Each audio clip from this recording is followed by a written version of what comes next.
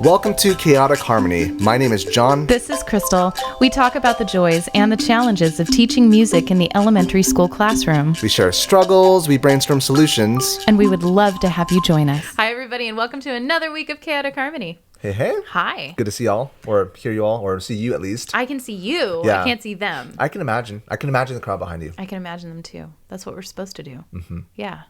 All right, so let's talk to our audience. So, welcome how's to the it table. going? It's going well. We have talked... I'm not talking to you. I'm talking to the audience. Oh, okay. How's it going? That's awkward. Don't make it weird, John. Oh, I make it weird all the time. He does. He's good at that. We are going to... No. You're fired. Okay. Then it was one. All right. We are going to talk today about culture. Yes. And it's something that we... Small topic. Yeah, well, we've talked about it a lot. Yeah. But I don't think we've talked about just the two of us yet. So let's dig into it. It's true. Yeah. It's come up as like a tangent. Tangent, we've also talked about it with a lot of people as well. We have. And then so, okay. Yeah.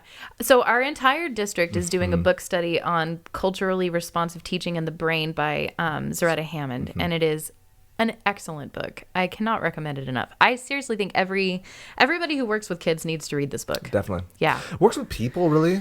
Yeah, it's Anyone true. who works with people is important, but... Well, it's geared towards educators. Yep. There's excellent stuff in it for anybody working with humans. Indeed. Mm-hmm. Yeah. And today we're specifically going to talk about chapter 2, and she gets into her definitions of culture. So we have talked before about being music teachers and being a really integral part of shaping school culture.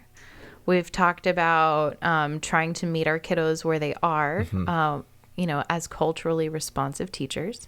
And we have talked about creating a culture of movement and music as forms of communication with David Frigo. Hi, David. Hey, David. And we talked about creating the culture within our classroom as a safe place.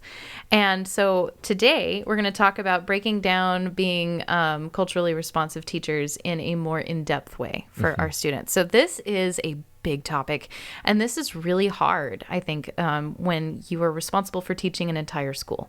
Very much so. Even if you think about just one classroom. Yeah. Like, even for general ed teachers, that is very difficult because you're teaching at maximum 31 students, and those 31 students have their own microcosms of the culture. And, like, how do you not just talk about it, how do you not just respect, but also work with it? Like, right. I remember, like, the last, before we went on break, we talked about how do we create a culture, or how do we create a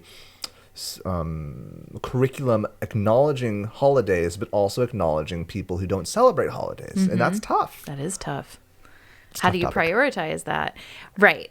Well, and how do you do that in 35 minutes per week? Right. 35 minutes a week for 400 kids.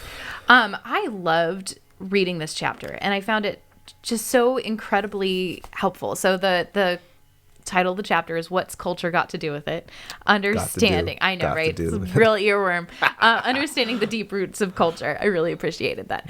And she talks about the 3 layers of culture. So I want to make sure that I do this right. So I'm going to read it out of the book. Go for it. So she talks about surface culture, shallow culture, and deep culture. So she mentions how in the past people have talked about this like an iceberg. We've all seen the picture of the iceberg where it's like really little on the top, but most of the iceberg is below the surface of the water. Yes. So surface culture is like how people dress, what their holidays are, what their food is like. Those are the things where if you were to go take a trip to that country, that's what you would observe. The first thing that comes to right. It's prevalent. Your first impression, of the things that make up a culture. So when we have these conversations about holidays and, music in our classrooms, we're talking about surface culture, and that's the tip of the iceberg. And then shallow culture is nonverbal communication and courtesy, attitude, tone. So those are like the ways we interact with each other and the rules that guide those social interactions. And so those are, and that has everything to do with like how you treat nature and how you talk to elders in your community and what your idea of respect is. So we're talking about shallow culture when when we're in the teacher's lounge and we hear somebody say, "Oh, those kids are just so disrespectful," or right, or you heard, about it. Or even teaching certain groups of people, like we pick up our trash and we put it, in a receptacle, or we separate our recycling from our other trash. Like that's shallow culture stuff. And so I guess even when you're teaching things like procedures that seem natural in a classroom, like you have to sign out and take the bathroom pass, like that's a shallow culture piece that somebody from a homeschool environment wouldn't know about. Right. Yeah. Very much so.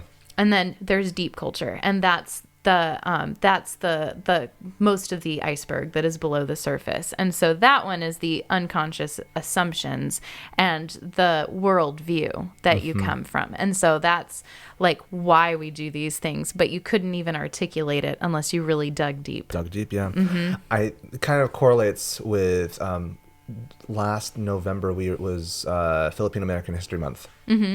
And people were really pushing, do not do Philippine American Heritage Month, be it History Month. Okay. And the difference is like, it's not like, oh, we're going to, eat lumpia and we're going to talk about sneakling, learn those dances. It's very much, let's learn the history. And that attributes to having a sense of empathy to that lower culture. Because if you know the history, then the heritage isn't just things that people do, but it's then...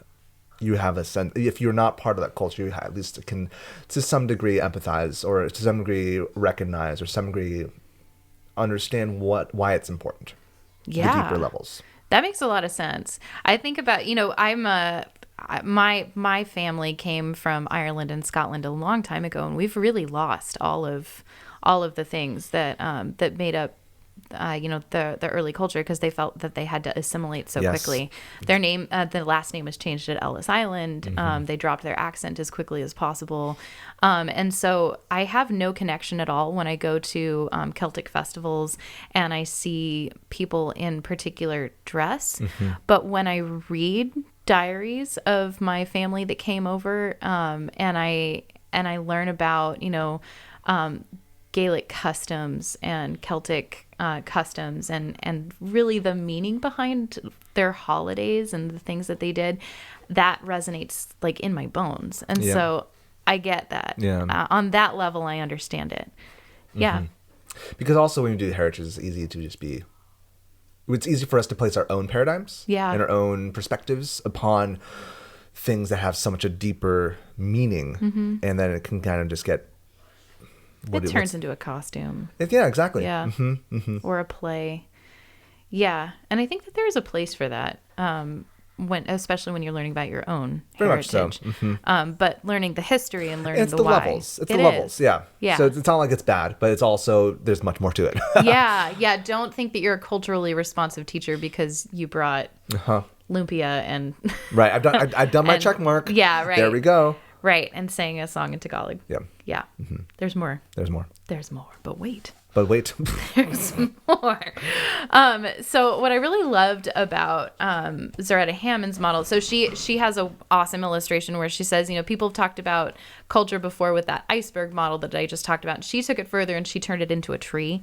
And you should get this book and read it, because I don't have time to go through all the things that she talked about. But what I found really helpful was she talked about how whenever she was teaching groups of teachers, and she's talking about general classroom teachers, somebody will always ask, well, if I have, 30 kids in my classroom, how am I supposed to be a culturally responsive teacher when there's 19 different cultures represented? And they're thinking about that surface culture or shallow culture. They're like, do I have to acknowledge all those holidays? Do I have to have a song from every single culture? And that's how I've thought about holidays in the past. That's how I've thought about like being a culturally responsive teacher.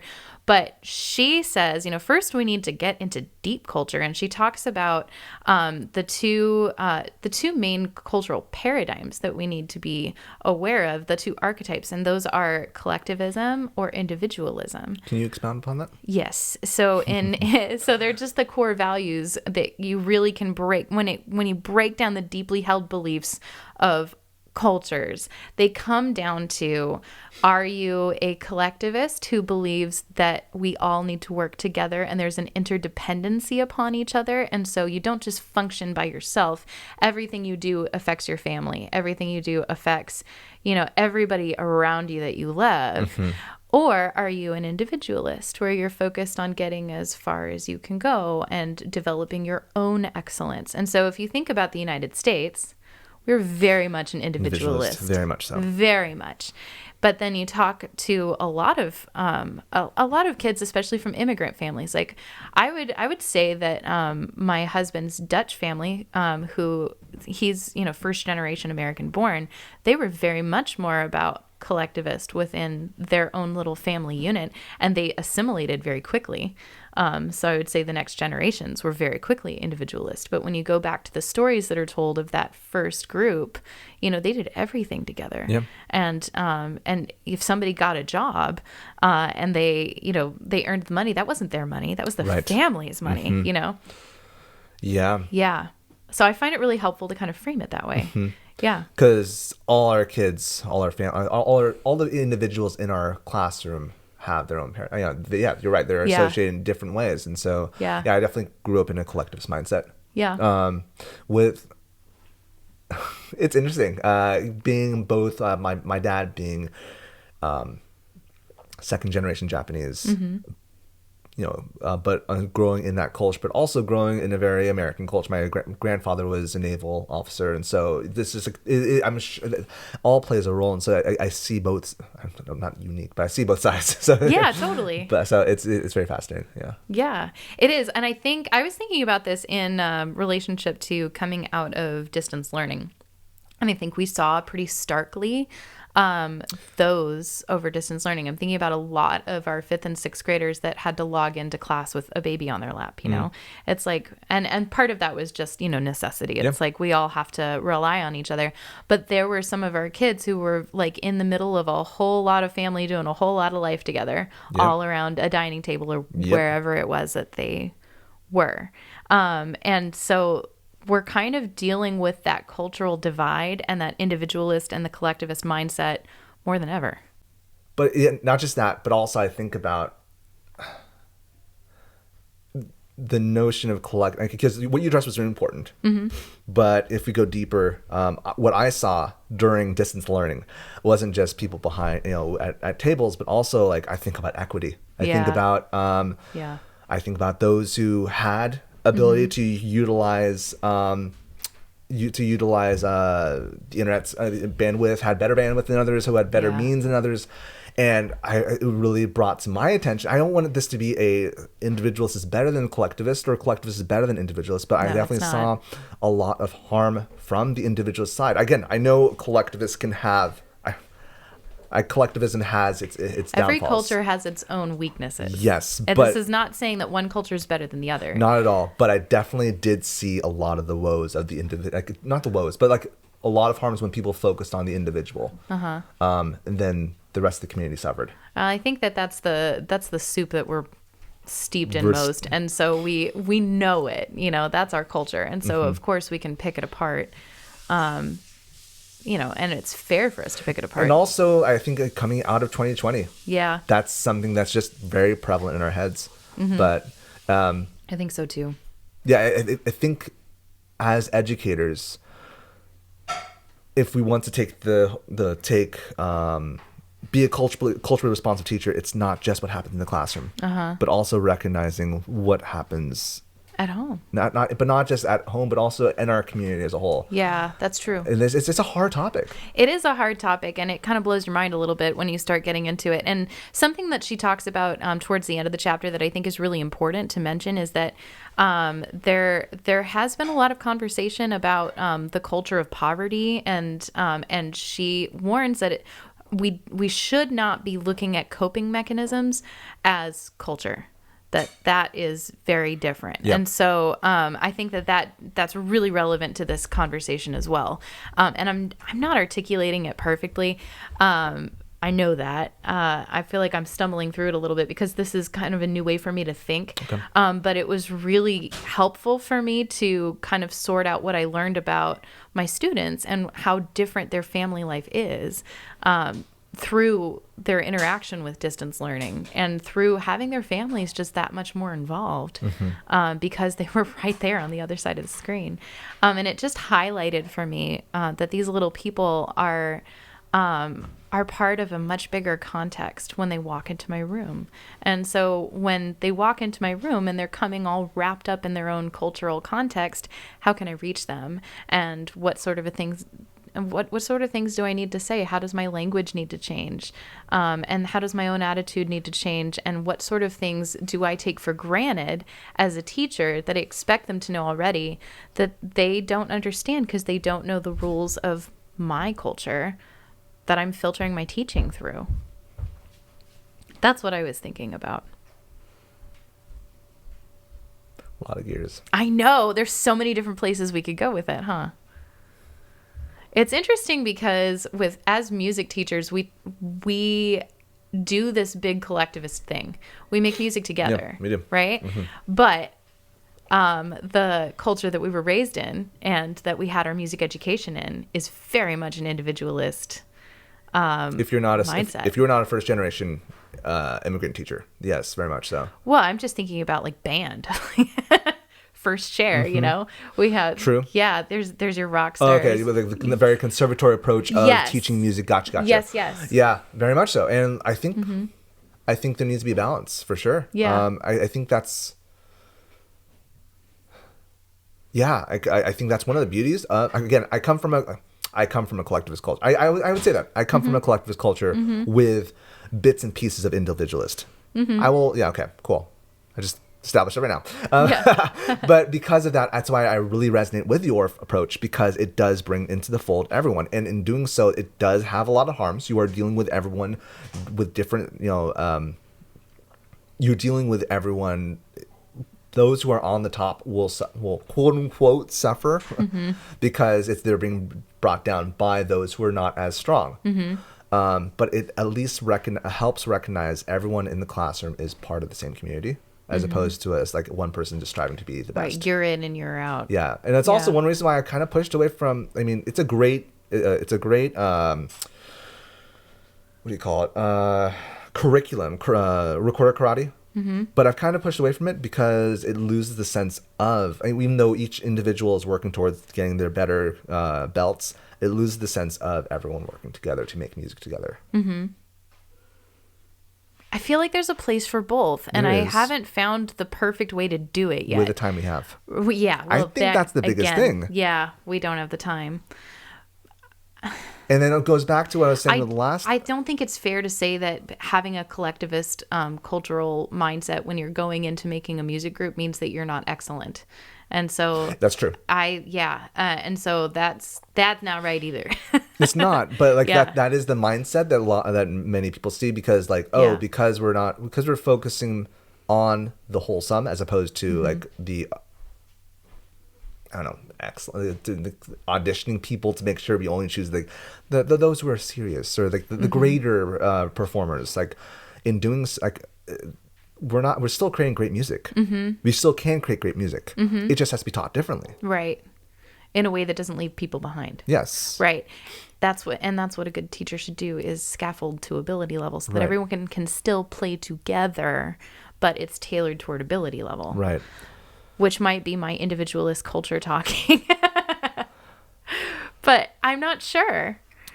I've been really examining this. She did not write this book for music teachers. No, she did not. And so I have been I've must have reread this chapter 5 times in the last couple of days, just really thinking about how I know this is relevant, and how is this relevant for me, and how is this relevant for how I run my music program, and for how I take care of all 400 kids.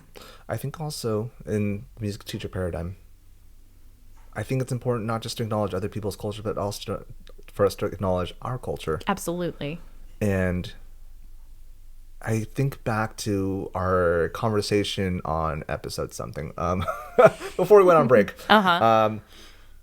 The frustration I had, because I want to be able to teach everything. We can't. No. We just can't. Limited time. We are limited people with limited time, with limited structures. But we're big dreamers. We're big dreamers, exactly. And so I have to choose. Do I want to do, if we're going to bifurcate this into two kind of styles, individualist versus collectivist teaching, and I know this is not where Zaretta Hammond is going, but No, like it's not. this is something that just comes to the forefront of my mind. What am I going to do? And if I want to believe that all students deserve the arts, all students are artistic, then I am willing to take the quote unquote not as good approach and bring everyone into the fold. It's just a lot more work. It is a lot. There you go. You hit the nail on the head. It's a lot more work. It is a lot more work. Because you're asking students, because when you work with the quote unquote upper echelon, first off, you're working with not just students of, I don't like the term talent. There's a lot of issues with that. But you're like working with students who have a higher propensity towards the musical arts, but also you're working with students with more means. They have, typically people who are quote unquote more talented have means to work on their talent outside of the classroom. Right. So the thing is, you as the general ed music educator, you don't have to work as hard because you are working with the higher echelon, and there are people that are interested, that are engaged. By working with the whole classroom, you are working with kids who are not as curious, and that's okay, but it takes a lot more work to get them curious. It does, and it takes more resources and more trained humans. We cannot do it by ourselves. We can see it. We can see it. We can strategize it. We name it. We label it, but we need the manpower. We need it. Yeah. We just need more funding. We need more funding. We need more trained humans. Yes. And the little funding. buy-in, like other people got to see the vision too. Which is something that I've been percolating in my mind for a while. I'll talk to you about. Well, I've talked with you about that already. Yeah. But regardless, you're right. The buy-in's necessary. Yeah.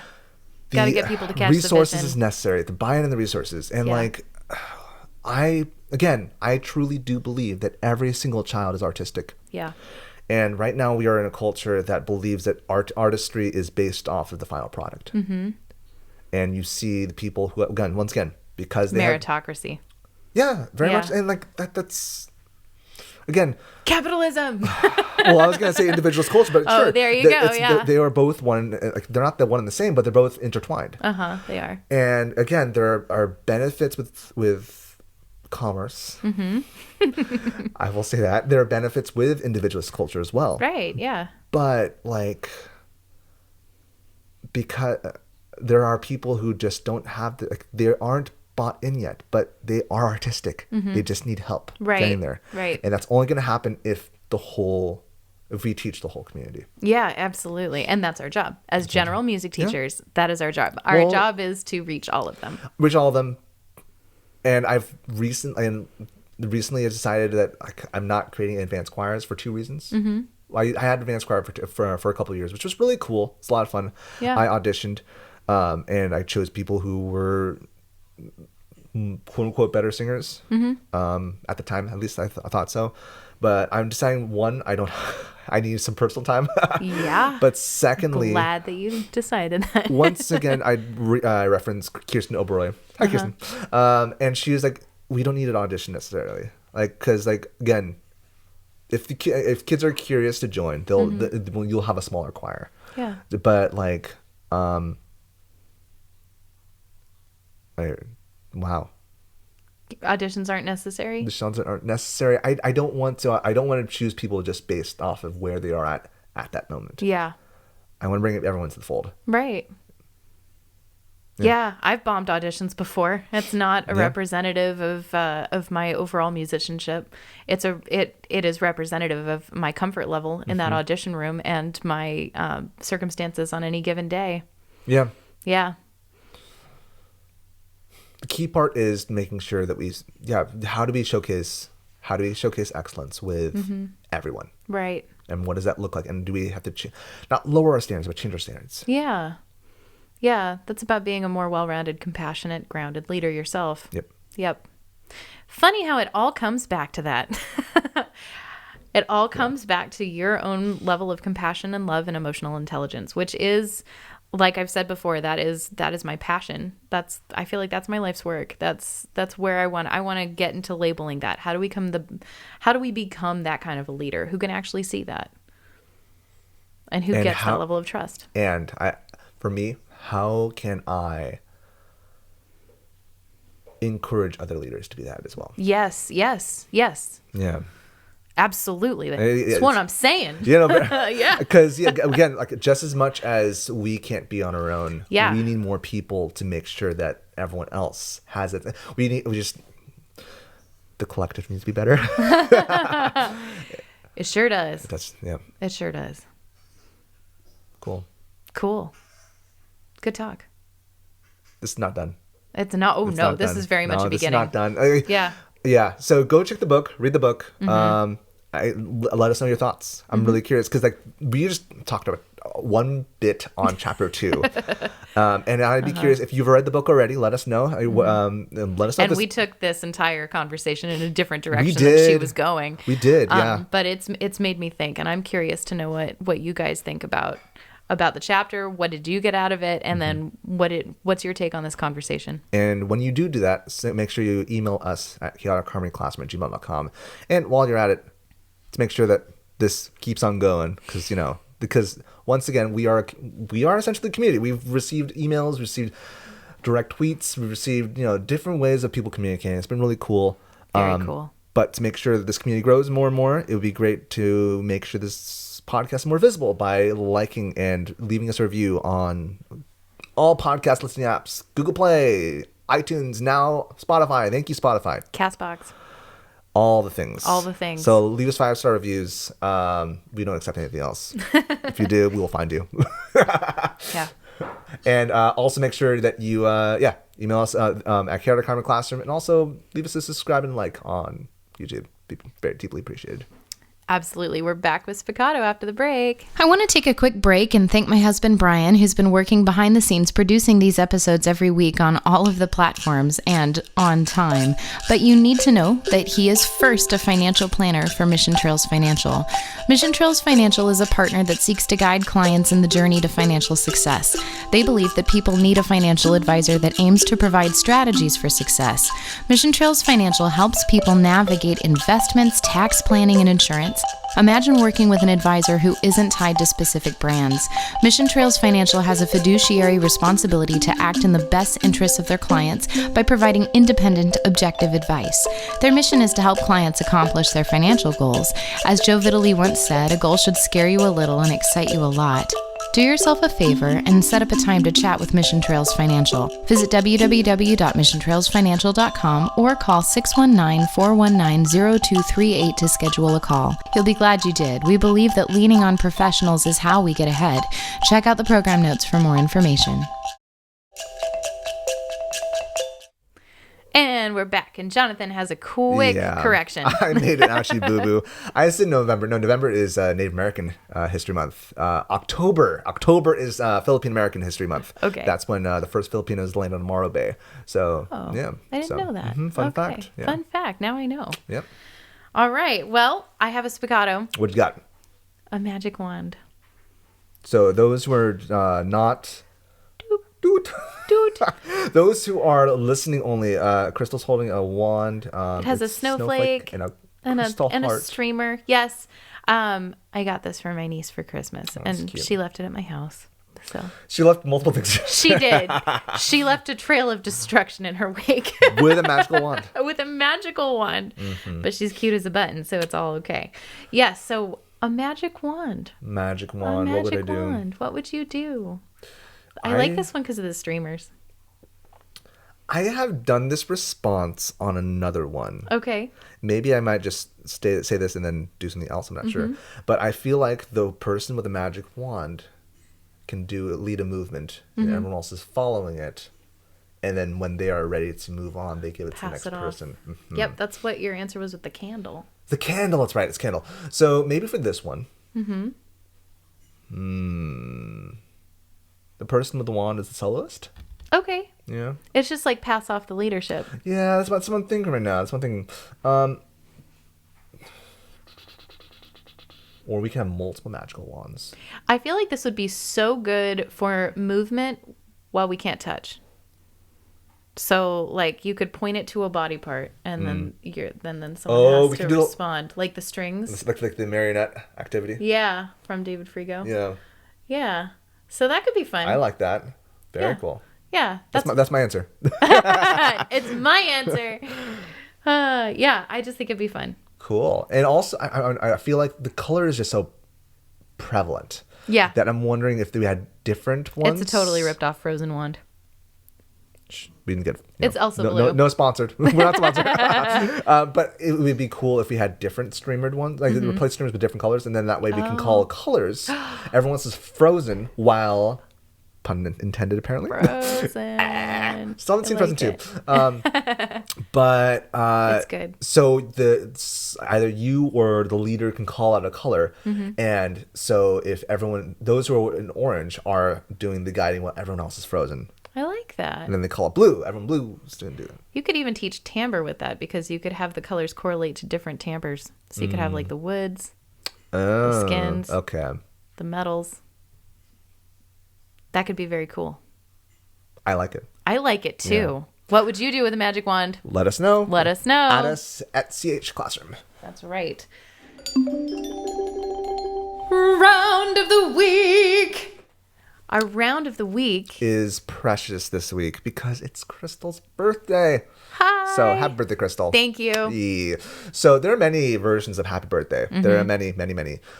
Some that are better than others. But this one I learned during our ORF levels 1 when we were wishing happy birthday to both Dave and Carl Orff. Carl Orff. Yeah. Yep. Both of them were... both. Yeah. No. Anyways, hi Dave. So let us sing happy birthday. I think it's thank you. Yes. I do think it's good to have a birthday round. It is good. In music class. Another one of those cultural developing pieces. Very much so. So and if I want you to sing along, and I want you to record yourself, and then you can send it to Crystal at FiniVap or that'd be really that'd fun. be cool. Yeah. So we wish you a happy birthday, a joyful and celebrated birthday. Our friend Crystal, we wish you a long, long life. We wish you a happy birthday. Wish me a It's a joyful and celebrated birthday. Oh, man. Shall we do it? For some reason, blessed. Joyful and celebrated birthday. Joyful and celebrated. Okay, try it again. Together. We wish you a happy birthday, a joyful and celebrated birthday. Our friend Crystal, we wish you a long, long life. We wish you a happy birthday, a joyful and celebrated birthday. Our friend Crystal, we wish you a long, long life. We wish you a long, long life. Huzzah! Huzzah! Happy birthday. Thank you. Yeah. So how can they wish you happy birthday? Where can they contact you? You can contact me at Mrs.Pridmore on Instagram or at FiniVap on Twitter. I was not being facetious. You should send yourself singing that to her. Just saying. That would really be fun. And if you listen to this late, you can do that also afterwards. Still okay. Yeah, it's true. It's true. It's true. Yeah, and you can, if for some reason you want to send me something, I don't know. You can message me on at Mr. Seligman, MrSeligman on either Twitter, Instagram, TikTok to be determined. We'll see. And you can at us aggregately, communally, collectively, at CH Classroom. Nice. Yeah. On all the socials except for YouTube, it's Chaotic Harmony Classroom, and you can email us at chaoticharmonyclassroom@gmail.com. Thank you so much. Thanks for listening. Happy birthday. Thanks. Bye. Bye. The Chaotic Harmony podcast is a joint project between Crystal Pridmore and Jonathan Seligman. You can find us online at chaoticharmonyclassroom.com. You can email us at chaoticharmonyclassroom@gmail and let us know what you think. Give us feedback about what you would like to hear in future episodes. We're on all the socials. Find us on facebook.com/chaoticharmonyclassroom. You can find us on Twitter at @CHClassroom, Instagram at Chaotic Harmony Classroom, and you can even find our episodes on YouTube. Chaotic Harmony is the name of our channel. Special thanks to Bryan Pridmore for his help with production and equipment. www.pridmoria.com.